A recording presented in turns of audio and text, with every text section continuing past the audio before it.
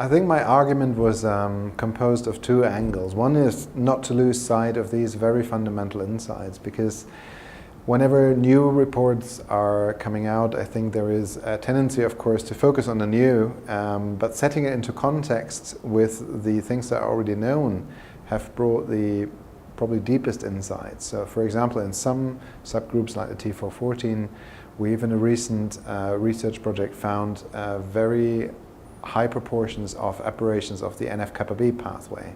Now that becomes interesting because across different diseases now, drugs are developed that are targeting the NF-kappa B pathway specifically.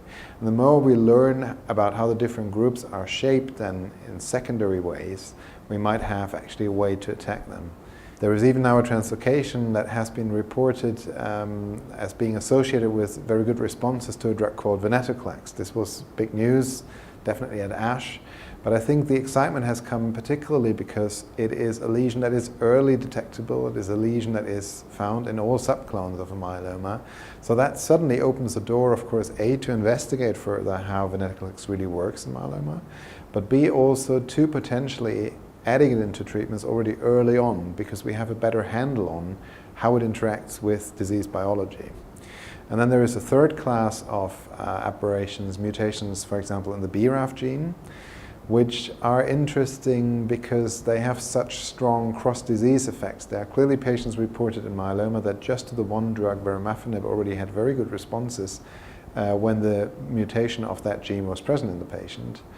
It might not mean that we're using such a drug in the future as an agent on its own, as a monotherapy, but in combination treatments, certainly this could be a very attractive option.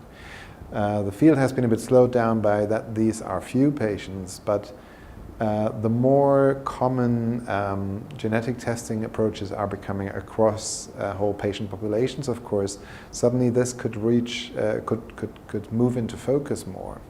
And we have seen recently that regulatory authorities have given approval, for example, for tissue, so-called tissue agnostic use of drugs that were based on mutation types.